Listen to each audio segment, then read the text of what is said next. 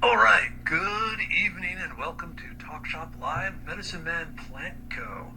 I am the Medicine Man, Dr. Mark Merriweather Vorderbergen, Master's in Medicinal Chemistry, PhD in Physical Organic Chemistry, but also the herbalist for Medicine Man Plant Co., bringing into you a whole line of ancient plants supported scientifically for modern issues, because a lot of our health problems can be traced back to the fact that we are maladapted to the modern world, and because we have these ancient bodies. Tonight, I'm very excited because I get to present to you the science and other useful information about my new formulation, the gut pill. So this is specifically designed to maintain and support the whole gastrointestinal tract. And as we go through tonight, I'll talk about the different components, why they're in there. But more importantly, I'm going to talk to you and try and teach you about your gastrointestinal tract so you really understand why it's so important, what it's doing. And you think, well, it's digesting food. But we're going to go kind of a deep dive into what's actually happening. And in particular, in what's called the gut-brain axis. Because believe it or not, your gastrointestinal tract has brain cells, and it really is almost as powerful a brain as the one in your head.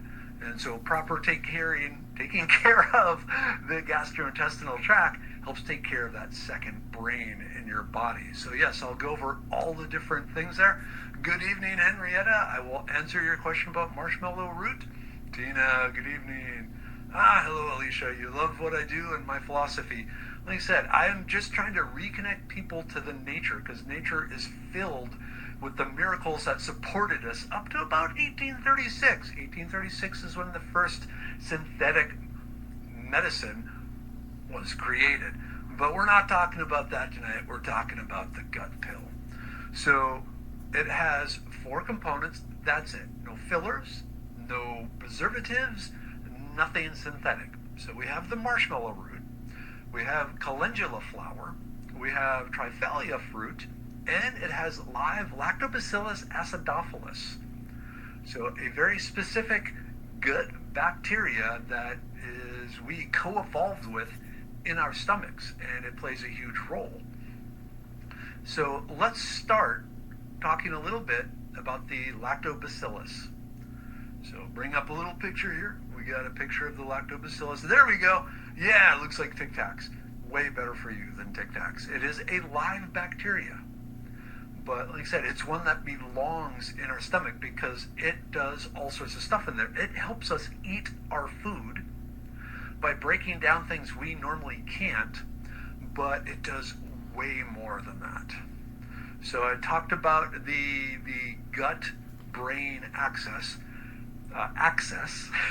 To be careful what I say there, gut-brain axis. There's actually communication between the gut and the brain, and one of the things that the lactobacillus does as it is breaking down things in your stomach, in particular tryptophan, one of the amino acids that is found in all sorts of meats, but as the lactobacillus breaks down tryptophan, it produces a chemical called indole-3-aldehyde.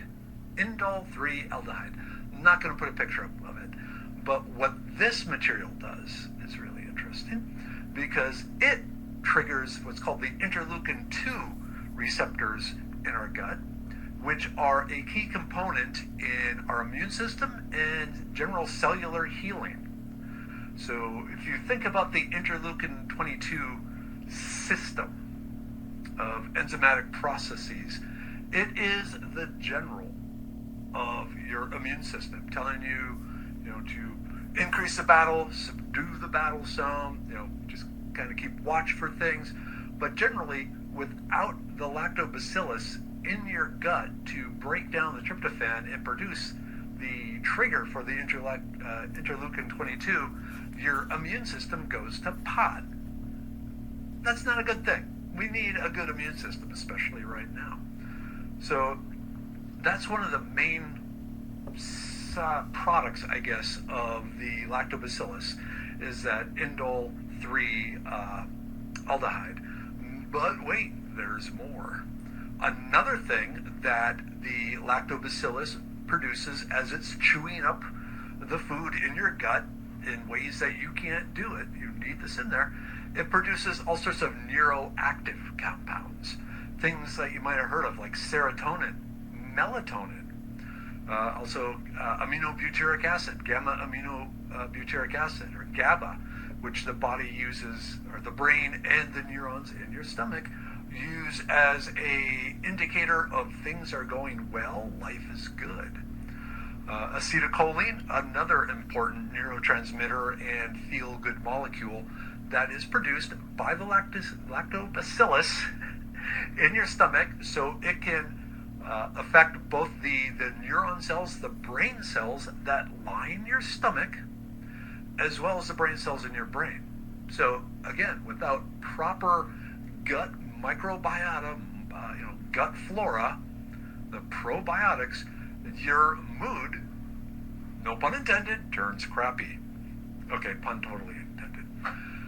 So lactobacillus, live lactobacillus. If you've been on antibiotics, anytime in your life, there's a good chance that your proper gut bacteria was impacted by them, because it's a non-discriminant killer. It kills good bacteria and bad bacteria.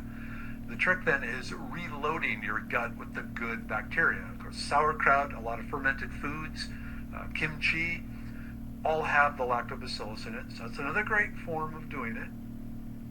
But not everyone likes the flavor or the smell or some of the other side effects of cabbage, because as the gut bacteria is breaking things like cabbage down, one of the side products it's producing is methane, which leads to a gaseous effect. Hey, Jennifer. All right, so lactobacillus, it's in there to help you digest your food, break it down, and then, along with that, release important chemicals your body needs. Like I said, the neuroactive ones like serotonin, melatonin, acetylcholine, the GABA, gamma aminobutyric acid, all these things that help lift and hold your mood up. But also helping with the immune system, basically triggering the interleukin-22 system.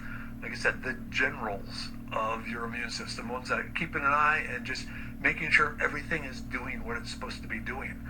One thing in particular they found with autoimmune diseases is that the proper action of the interleukin-22 system helps with the preventing flare-ups of the lupus. So it helps suppress some of the other side effects of autoimmune diseases. Oh, Jennifer, okay, you ran out of the gut pill yesterday, so tonight you have a bellyache. I'm sorry you have a bellyache. But tonight, if you buy the gut pill, 15% off, so that's saving you some good money there, especially, in the face of rising inflation costs. Just saying, you might want to keep that in mind when you calculate the numbers, because prices are going to go up.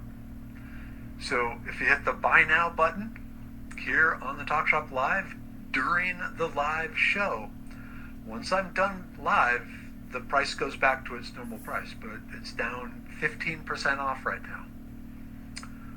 Alrighty, so we talked about the lactobacillus. Let's jump over to the marshmallow root, because Henrietta was asking about that. Marshmallow root is very interesting. It's actually a member of the hibiscus family, and to kind of help put things in perspective, may I also mention that okra is a member of the hibiscus family. If you're down in the south, you are probably familiar with okra. If you're up north, maybe not so much. But one of the key things about okra is it's slimy. It has a mucilage in it. It's kind of gooey, sticky, slimy sort of thing. And some people don't really like that slime. They don't understand how important that slime is to your whole gastrointestinal tract. So your gastrointestinal tract, especially the stomach and the intestines, well, from your mouth all the way out the other end, you have this slime coating and protecting the gastrointestinal tract. In your mouth, this slime is loaded with all sorts of different antimicrobial type compounds to try and kill any bacteria before it gets down into your stomach. but then along your stomach and through your small intestine, your large intestine, you have the slime layer to help protect yourself from the stomach acids and the digestive juices. So if you have damage to that slime layer, you basically start eating yourself.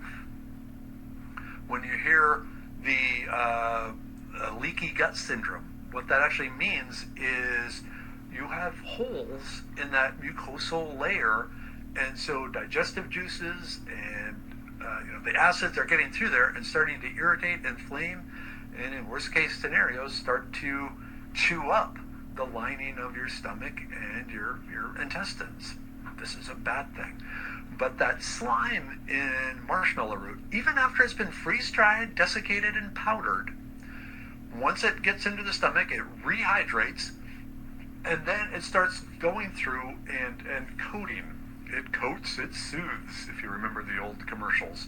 So it starts supporting and maintaining that mucosal layer that protects your gastrointestinal tract. So that's the purpose of the marshmallow root, is to supply a extra layer of protection to the lining of your gastrointestinal tract to protect it from the stomach acids and the digestive juices, digestive enzymes. So the gut pill, it's actually multiple mechanisms all working together. So we have reloading your gut with the proper microbiota, the lactobacillus. We have supporting the mucosal layer, the protective layer of the gastrointestinal tract. Very important. Next, we have calendula. Calendula is a beautiful flower. It's grown in landscaping, flower beds all over the place, from Mexico up into Alaska. I've seen it up there. But the calendula flower has some really neat, scientifically supported medicinal properties. So again, remember, I have a master's in medicinal chemistry, a PhD in physical organic chemistry. I'm a scientist. I need proof that this stuff is working and doing what it's supposed to be doing, what I'm saying it's doing, because my name is on the bottle. So I got that in there. Calendula flower. I got so much going on up here right now. Calendula flower, it's been shown to help stimulate the repair of damaged tissue. So a lot of times it's used topically as a skin cream to help with irritated, inflamed, damaged skin, but it works all over, really, especially anywhere it comes in contact. Oh, Chris, yeah. Good evening, Chris. So I missed the beginning. Is there a discount on the gut pill tonight? Yes, 15% off, Chris. So jump on that. Okay, and Jordan, I joined late too. Is this good for gas as well? I eat so much fiber as a vegan. So I'll come back to that question, Jordan, because that's a really good one. And I don't want to spoil things. Kind of a pun. All right, so back to the calendula flower. So as I said, there's a lot of really good scientific research that shows that the compounds in the calendula flower help stimulate the speed up the healing of damaged tissue. So going back to if you have holes in the mucosal layer where you're starting to get some things going on there, the calendula goes in and says, okay,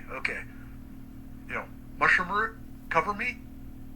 Well, I'm going to try and get the cells here to start repairing themselves and gluing themselves back together and rebuilding this area. So think of the calendula almost as a foreman again. A lot of these things, are basically stimulating the body's own healing and immune powers to speed up and work them faster. So the calendula I like to describe as the foreman at a work site, at a construction site. Let's say, some houses are being built and you got people working, building the houses, and the calendula is the foreman yelling, more, faster, get to work, get to work, get to work, get to work, get to work. Kind of, speeding up the process, make sure no one's slacking, making sure everyone has the tools and the equipment and the raw materials they need to rebuild, or build in the first place, the whatever needs building, in this case the underlying tissue of your gastrointestinal tract, because that's where all the action is taking place. It's actually at the tissue layer where everything is being, maybe not everything, but a lot of things are being pulled in to, as the digestive tract breaks down the different compounds in the food, and then these compounds pass through the slime layer, the mucosal layer, then into contact with the tissue, and then other enzymes then bring them through the tissue. So if the tissue is damaged, you can't get the nutrients from your food into your bloodstream where you need it to spread through your body and do its good thing. So again, the gut pill, that's what I'm talking about tonight. You can see it right here. 15% off. Okay, just as a side note, there is a huge storm going on outside my window. This behind me is a green screen. But if the power goes out or something, I apologize. But yeah, it's raging out there. But that's okay.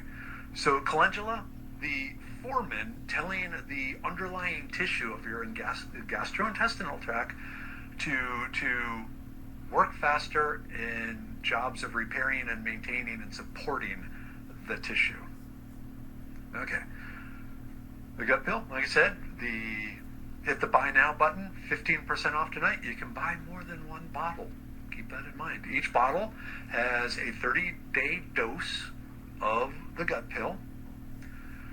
The dosage of the different components, and we still have one more to talk about, but the dosages of each are what I was able to find from scientific research that is necessary for the average adult American of about 165 pounds. So if you're 50 pounds more than 165, so if you're 210 pounds or higher, take an extra pill. If you're at 100 pounds, 110 pounds or less, cut back one pill. But otherwise, take the dose. If you're in that window from 110 pounds to 210 pounds, that's what the target dose is designed for. Also, I do recommend you take the entire dose at once with plenty of water. You definitely need the water to rehydrate the marshmallow root so it can reactivate the slime, so it can help rebuild that mucosal layer on the gastrointestinal wall. Okay, the final compound in the gut pill. This is Triphalia fruit.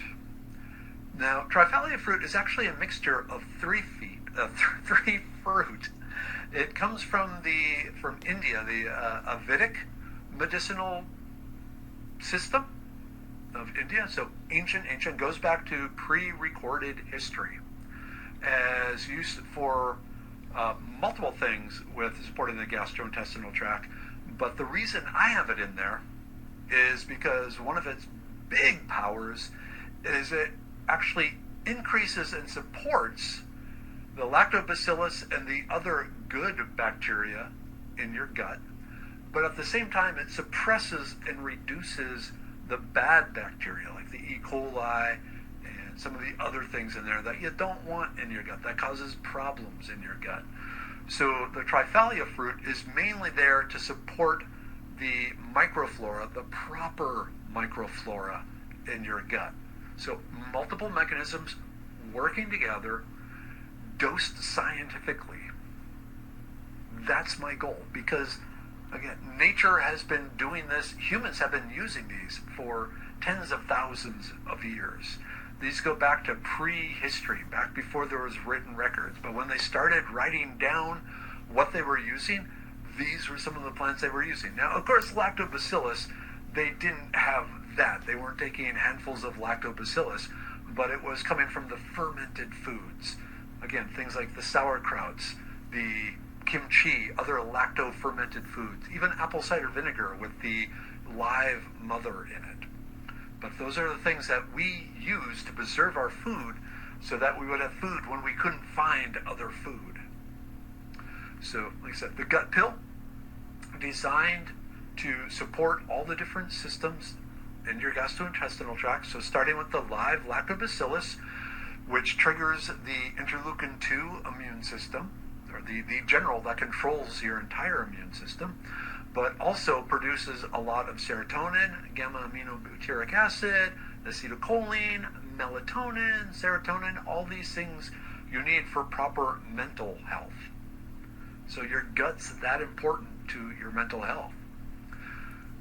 The Triphalia fruit, which then supports the lactobacillus and the other good bacteria while suppressing the bad bacteria.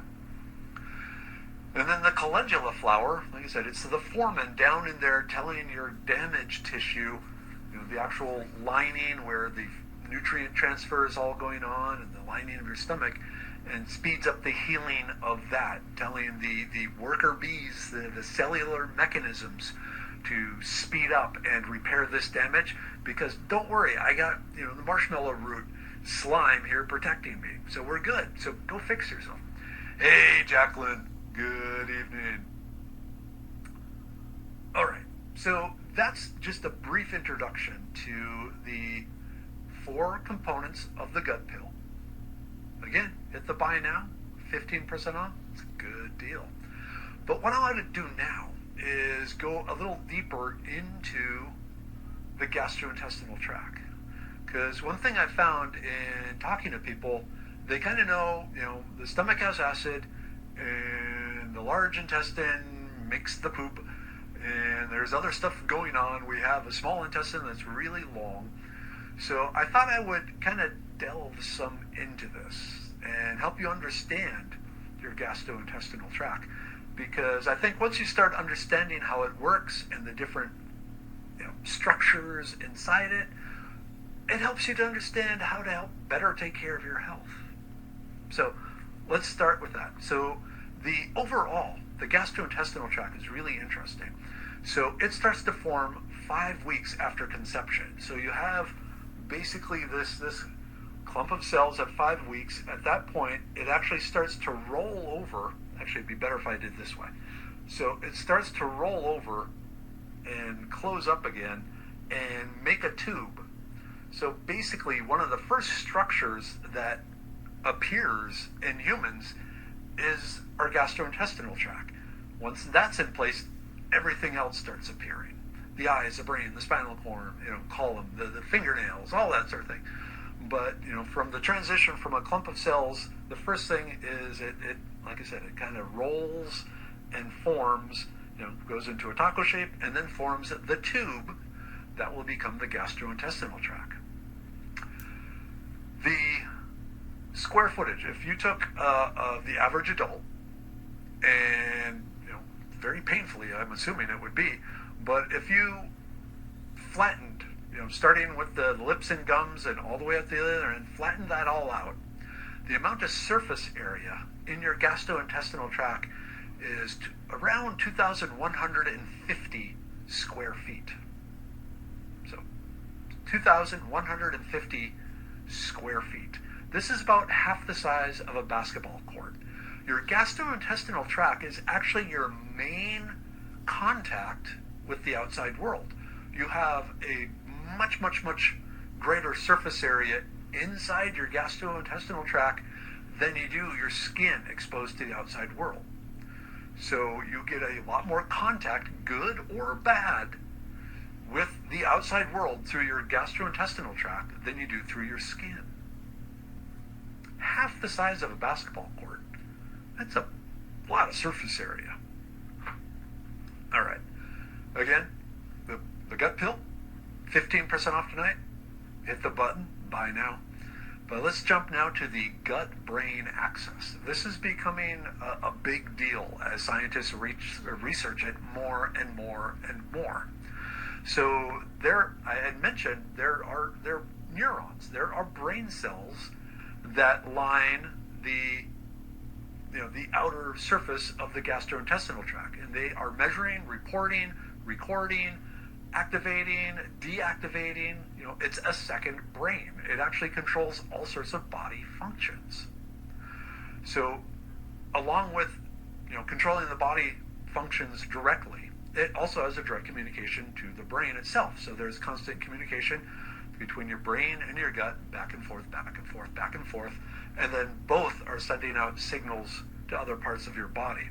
So the gut neurons, the gut brains, are talking directly to your central nervous system. They're talking to your autonomous nervous system. They're talking to your enteric nervous system. You probably have never even heard of enteric nervous system.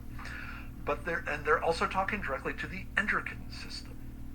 So the central nervous system, the spinal cord, the nerves in your bodies, they're helping support, maintain, and influence what they are doing. The autonomous nervous system, that is, the muscles you don't have to think about, the breathing, the squeezing of your intestines. You have a rings of muscles around your intestines that squeeze in a synchronous manner, not all at once, but they're basically squeezing the food around and around and around and around and out the other end. So that's part of the autonomous nervous system. But again, heartbeat, breathing, sweat, all these things are connected to the autonomous nervous system via contact with the neurons lining the gut. The enteric nervous system. So this one, even when I was first reading about this, it took me a minute to understand that. But that is actually the main system, even above the autonomous nervous system. But the enteric, it controls all the goings-ons of the gut. Your gut has its own brain. It's taking signals, it's figuring out, okay, what's in here right now? What do I need to do with it? It's making those decisions, and along with squeezing and forcing things through, the enteric nervous system is basically the system that controls, the production of digestive juices and, like I said, squeezing things out, not squeezing things out, increasing things, slowing things down, all this sort of thing, bumping up the immune system. Wait, we got some bad actors here. We need to get the immune system involved. So your stomach, the neurons that line your stomach are basically in control of a lot of things in your body. All right, the next system that I have to check my notes here because there's so much going on. The endocrine system.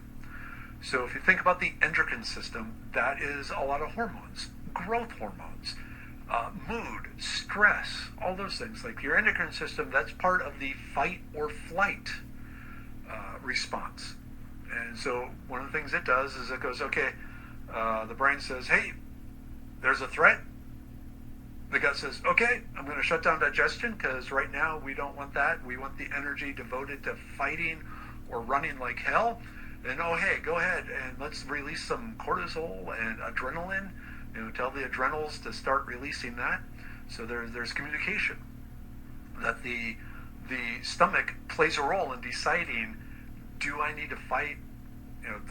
Do I need to trigger the fight or flight response? It's not just in your brain. There's also a part of your gut is actually involved in this. When people say I have a gut feeling, guess what? You have a gut feeling. Because you have a brain that lines your gut. It's kind of, you might have heard, like, growing up, dinosaurs were so big that they had, the brain up in the head, but they also had a brain down in the backside to, like, control, because the body was so big, it needed the two brains to control this massive thing. Well, guess what? We are so complex and so wonderfully made that we need more than one brain to control everything that's going on, especially the whole digestive process. Again, like I said, releasing the enzymes, releasing the right digestive enzymes, releasing the proper amount of digestive enzymes based on what's in the food. Is there more protein in there? Is there more glucose? Is there starch? What's going on? What's in the stomach? I sense what's going on in the stomach. Hey, pancreas, send this in there. So your brain is talking to these other organs and telling them what to do. Pretty awesome. Okay. I get excited by this. So let's go to the mouth. We go should. Okay, Jennifer, does the gut pill make the other Medicine Man products work better? If it doesn't make them work better, it also, I look at it as one of the core structures that you need to support in your body. And by maintaining the overall gut structure and health and microbiota, it hopefully will actually reduce some of the need for some of the other things. It depends on each person individually. But there are things that are going on. The gut really does touch everything else in the body. Everything else in the body.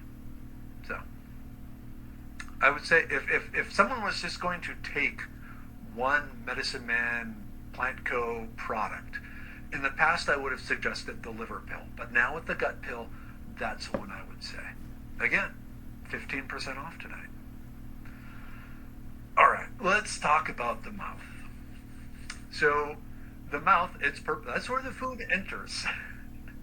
And more importantly, that's where chewing is done. So you might have heard, a parent or a grandparent say, make sure to chew every bite 30 times or something. Guess what? They were right. The more you chew, even after the food has been, reduced to mush, the very act of chewing and chewing a lot helps stimulate the digestive juices. So going back to Jordan, you mentioned high fiber. Chew it.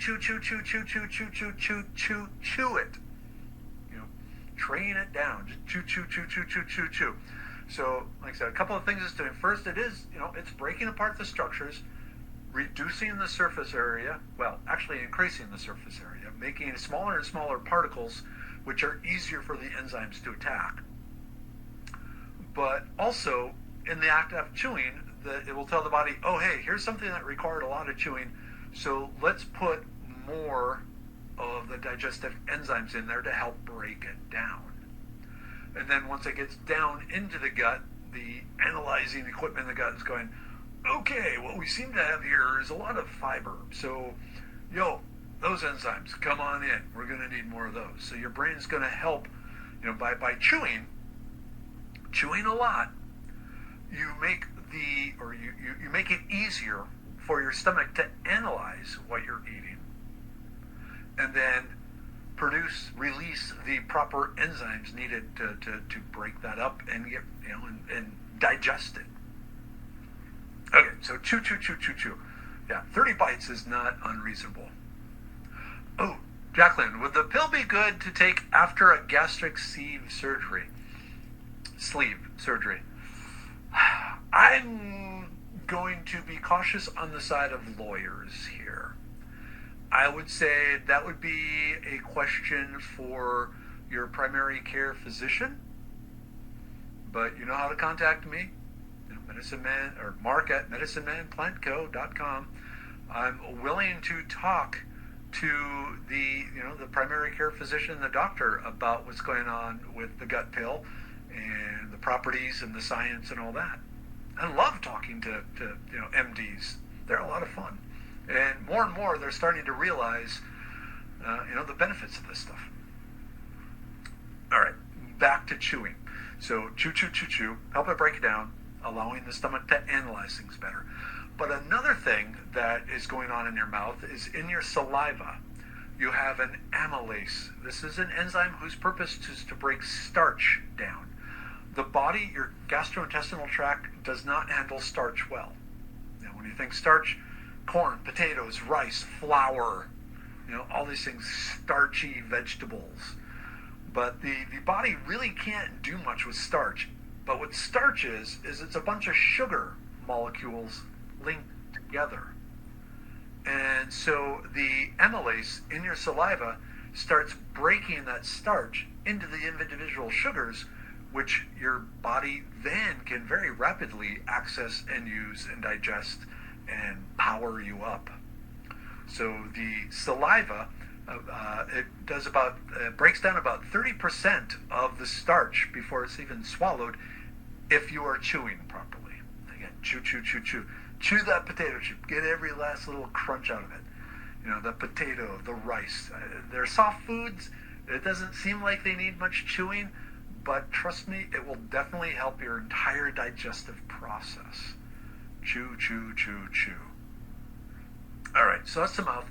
Breaking the stuff apart so you can increase the surface area, make it easier for the stomach to analyze what's coming in, and the enzymes to digest it, break it apart into its component parts, and then help start breaking the starch down into the individual sugars. All right, so from there, it hits the stomach. And in the stomach, we have a whole bunch of hydrochloric acid. So the hydrochloric acid, very strong acid. One of the interesting things about humans is we have a very high strength acid. The hydrochloric acid is in a very high concentration in our stomach. Not as high as in dogs and wolves and eagles, and you'll understand why in a second here, or vultures for that matter, but we actually have very, very, very high acid concentration, much higher than pretty much all the other primates. And it's believed part of this was due to the fact that the early humans, along with hunters, they were also scavengers. And if they came across, a woolly mammoth that was, dead, but not too dead, they'd go, there's food there. And they would, they'd tap their inner Bear Grylls and start noshing down on the slightly decomposed, slightly rotting mammoth. But so we evolved a stronger stomach acid to help kill some of the bacteria that we would be, taking in as we're eating a somewhat spoiled chunk of meat. So it's a protective action to help kill bacteria, but still more importantly, it is to start breaking the food apart down into its components, down into its minerals, down into its amino acids, dissolving it, breaking it down. You can't go below atomic level, and generally you get down to certain molecular structures that are fairly resistant to the acids, but you're breaking them down into tiny pieces that the body can use. At the same time, there in your stomach, you have protein digestion going on, specifically enzymatic protein digestion. And what I mean is you have enzymes that are chewing up the protein you consumed and turning it into its component amino acids. So you have things like pepsin and tryptophan and chymotrypsin. These are the enzymes whose purpose is to break apart the proteins into the amino acids that then get absorbed in the next step, the small intestine, but we're not going there yet. So you got the proteins going on, being broken up, but you also still have starch being broken down too. So in the stomach, that's where the food is sitting for a while. The protein enzymes are chewing up the protein. The starch amylase proteins are chewing up the starch, and they're trying to break it into its base components. Sandra, any supplements in the works for vision health, in particular with lutein? Yes. Yeah, the eye pill, it's one of the things I'm formulating. It's going to be a while because, we're trying to grow this company without debt. So I'm taking the profits from what we're selling now and rolling those over into the research and, the blending and formulating and creating the next line of products. So, I hope you don't have serious eye issues, but I got to tell you, if you buy now, it's going to help this. It'll get us, more products more quickly. Like I said, right now we have 9. We got the sugar pill, or the blood sugar pill, to help control blood sugar, coming out in a few weeks. But there's, plenty more waiting in the wings. Okay, so in the stomach, you got the stuff breaking down, but at some point, the stomach goes, okay, let's start shifting it into the small intestine. And the small intestine, 2 purposes there. One is to continue breaking down the foodstuffs that you ate, to continue to break it down into starches, to continue to break it down into amino acids, continue to break it down into the smaller molecules. But also through the 22 feet of small intestine, wiggling around. we're starting to actually absorb these amino acids. We're starting to take them from the small intestine, from the chyme, the food goo that we have created between chewing and enzymatic action and acid action, and starting to suck the nutrients the body needs from it. So at that point, we are absorbing the amino acids in the small intestine.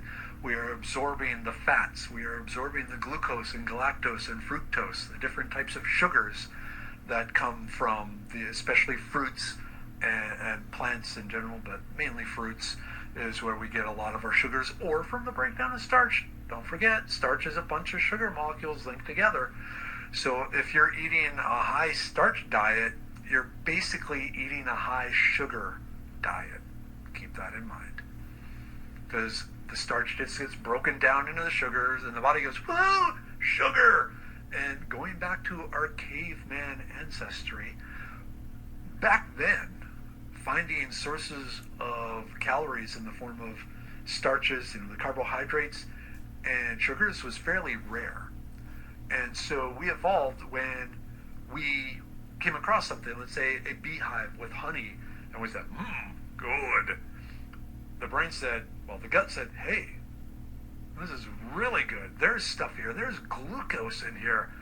I can use that to run really fast and then stab a woolly mammoth, or I can use it to walk farther or carry more stuff. But that's energy. You know what? Keep eating that. Just start eating all that honey. And the caveman, goes Cookie Monster on the beehive. And the body's going, yes, I don't know when I'm going to get this again. So we evolved for the gut to tell the brain, just keep that hunger, feeling of hunger going, because we want to eat as much of this as we can so we can store it away, because we don't know when we're going to get this again. So that whole sugar craving, that is the caveman, adaptation to prehistory, where when we came across something high in sugars like honey or certain berries, the gut brain told the upstairs brain, we need all of this. Eat it all. Nowadays, we have one Girl Scout cookie, and then suddenly the whole box has disappeared down our gullet, because we're responding to that caveman signal system saying, this thing, eat all of it, because we don't know when we're going to get it again. Not realizing we can get it again because we got more Girl Scout cookies in the pantry. So, yeah, kind of a maladaptation there. So, the small intestine, food is continuing to be broken down, mainly from an enzymatic process, no longer the acid, because the acid stays in the stomach. But we got the protein enzymes breaking down the proteins, we got the amylases breaking down the starches. So the proteins, the fats, and the different types of sugars are being absorbed in the small intestine. Then we get to the large intestine. And at that point, most people think that's where the food digestion stops. Yes and no. The food digestion pretty much stops once you leave the small intestine and enter the large intestine. But at that stage, you're still absorbing stuff from your food. In that particular point, one of the purposes of the large intestine is to suck the water out of the food that's passing through. You don't want to call it food at this point, but there's another name. The substance passing through the large intestine, it's sucking the water out, making it the substance instead of a slurry gravy type thing, drying it up into more firm material. But also in the large intestine, that is where the water-soluble minerals are being absorbed. So as the water is flowing out of the large intestine, it's taking the minerals from the food that you ate. So that's where you are absorbing the minerals in your diet, is actually with the water from the large intestine. This is one of the reasons why it's really, really, really important to stay hydrated, to stay drinking, have that water in there, so that there is water when it gets to that end, no pun intended, to travel and bring the minerals in. Because if you're dehydrated, there's also a chance, especially if you're sweating and losing the minerals through sweat, you can end up into even more dangerous mineral deficiencies. Drink your water. It's important. All right, so at this point, we've absorbed the water, we've absorbed the minerals, we've absorbed all the amino acids, assuming way back at the beginning you chewed it up properly, because as it's going through, there's a certain amount of time. It takes between 24 and 72 hours for it to pass through all this. And whatever at the end didn't get absorbed by the blood just goes out the other end. So going back to the chewing and the proper gut health to extract all the nutrients from your food. You need that. All right. We only have about 12 minutes left. This is going fast. But let's jump back. Let's go again for the latecomers. Let's go through the gut pill. Again, 15% off now during the live show. Once you no longer see me, it's going back to its regular price. But let's talk about the components in it. So we have the lactobacillus. This is a live bacteria that we co-evolved with to have in our gut to help us break down the food. But it also, in the process of breaking down the food, the lactobacillus actually produces a number of beneficial molecules. So on the emotional mood side, some of the things that the lactobacillus release are serotonin, the GABA aminobutyric acid, the acetylcholine, the melatonin. All these things are necessary for the proper action of the brain and the good feelings of the brain. The lactobacillus and other gut bacteria are also producing histamine, and they are triggering or helping, help trigger the interleukin 22 immune system process. So the histamine, that is the molecule the immune system uses, the cells use to signal, hey, I'm under attack. So histamine is the flare gun that shoots the flare up, that lets the rest of the body, the immune system, know something's wrong here, something's going on. So the production of the histamine occurs, or one of the productions is through the lactobacillus breaking down the food that you ate. So if you don't have enough lactobacillus breaking down your food, you may not have enough histamine to signal immune system issues. Interleukin 22. This is the generals of the immune system. They're the ones that keep an eye on things and decide, okay, release these soldiers. Get those soldiers over there. You guys go over here. That area looks fine. Okay, we're good. It basically is a kind of an immunomodulator that pumps it up or taps it down as necessary. And one of the things they've shown is that the interleukin 22, when it's working properly, seems to or may reduce problems from autoimmune diseases. Because remember, the autoimmune disease is when things start freaking out. Your immune system starts attacking things it's not supposed to. So there's some really interesting studies that are showing the lactobacillus and other gut bacteria, when properly fed and in proper numbers and the bad bacteria suppressed, it helps with all that, with the immune system. Okay, another product in there, the triphalia fruit. And the triphalia fruit, this is actually a mixture of 3 different fruit. They're in the nightshade family, but they have a long history of use in Vedic Indian subcontinent medicinal practices for all sorts of different gut and gastrointestinal issues. But the reason I have it in the gut pill is because there's a lot of really good research that shows that the triphalia fruit combo helps increase and support the good bacteria in your gut and lower the bad bacteria.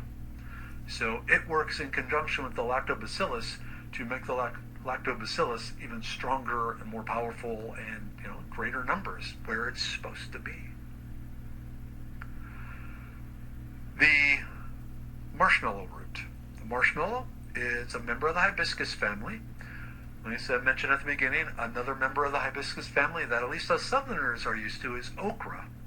Hibiscus have a natural slime in them that is really good at maintaining and supporting the natural mucosal slime surfaces of our body, like the gastrointestinal tract. Our gastrointestinal tract, it has a slime layer that starts at our lips and goes all the way through out to the other end.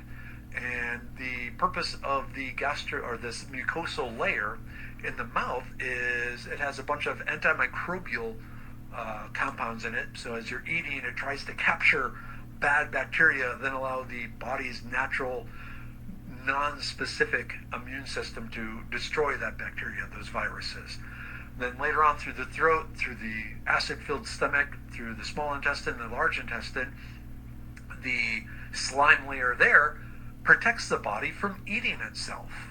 So that slime layer, that mucosal layer, if it ends up with little pinholes in it and damage to it, the stomach acid and the digestive enzymes then can start attacking the underlying tissue of the gastrointestinal tract. This is bad. We don't want that to happen. So foods like marshmallow root, okra, wild violets, they have this slime in it that helps maintain and support that gastrointestinal mucosal slime. Especially in areas where it's missing, it can go, you know what, we need some here. Let's cover that over. Calendula flower. So the calendula flower is the last component, and there's only 4 components in here. There's no fillers, there's no preservatives, it doesn't need any preservatives. But the calendula flower, this is there to help maintain and support the underlying tissue of the gastrointestinal tract. The tissue that is, taking all the nutrients in, putting all the gastric enzymes out, the active zone. I mentioned earlier, the gastrointestinal tract, it's actually your largest organ for interacting with the outside world. The laid flat, spread out, the entire gastrointestinal surface would be around 2,150 square feet. That's half the size of a basketball court. So the calendula helps protect the underlying tissue, helps maintain it, especially where there might have been damage, where there might have been holes in the slime layer. So the calendula has a long and scientifically proven history of repairing tissues. So lactobacillus, marshmallow root, triphalia, and calendula. That's it. Let me spend a few minutes yet talking about the purity and quality control on my products. Again, during this show, live portion, 5 minutes remaining, you want to hit that buy now button and get 15% off, save 15%. That's even better than the this last month's inflation rate. So helping you out here. Quality control. My name is on these bottles. My reputation is on these bottles. I had a reputation as a healer, as a helper, as a herbalist, as a wild foods knowledgeable expert well before Medicine Man. I know one of the fears people have with herbal supplements is, am I getting what it says in the bottle, or am I just getting a package of sawdust? So I understand those concerns, and I have those concerns too. So before anything comes in, before anything comes in from the farms or the harvesters, they have to send samples in that get third-party testing to make sure, what they're sending us is what we're requesting, what they're saying. But along with that, making sure there's no fillers, also making sure there's no pesticides, herbicides, fungicides, heavy metals, or bacterial issues, bacterial contamination. And then from those, I'll talk to different farmers and different suppliers, get those tested, and okay, this one looks really good. Let's go with this one. And then say, okay, we need 500 pounds of your calendula flower. So they send it in, and again, this big sample, because I have trust issues, get it tested again, make sure it is what the farmer, the herb supplier said it was. Again, heavy metals, pesticides, fungicides, bacterial contaminations, filler, all that. Next, it gets blended together. The different components get blended together. But before it gets encapsulated, again, I get it tested to make sure that nothing accidentally slipped in. Mistakes happen. The manufacturing place, they do a lot of different companies' stuff. So I always want to make sure that nothing slips in on mine. Then it gets encapsulated, put in the bottle, sealed up, and again, one last time, I take some random bottles, send that out for testing, make sure everything is still good, and again, nothing slipped in, then I release it to you. Alright, okay, Sandra, I'm concerned about macular degeneration. You know, Sandra, send me a message. You know how to get a hold of me. We've been friends for a while. So yeah, reach out to me either through Medicine Man Plant Co., Mark at Medicine Man Plant Co. That's the easiest way. Let's do it that way. And we can discuss some things here. But at this point, thank you. Yeah, I just want to say I make it right.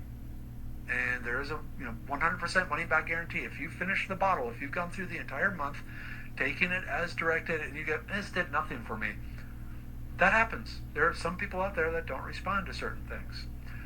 I will give you your full money back. That's my promise to you. All right, everyone. Hopefully you learned something about yourself. You learned something about nature. You learned something about Medicine Man Plant Co. Until next time, hang in there. Go wild. Stay healthy. All right? Good night, everyone.